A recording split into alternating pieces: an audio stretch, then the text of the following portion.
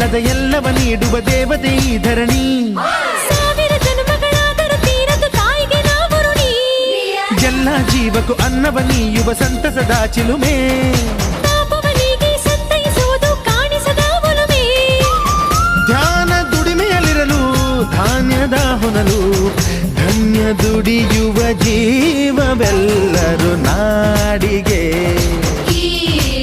ಓಹೋ ಭೂಮಿಗೆ ಸಂತೋಷ ಹಿರಿ ಹಿರಿಯಕ್ಕೆ ಚಂದಾದ ಮುಗುಳು ನಗೆ.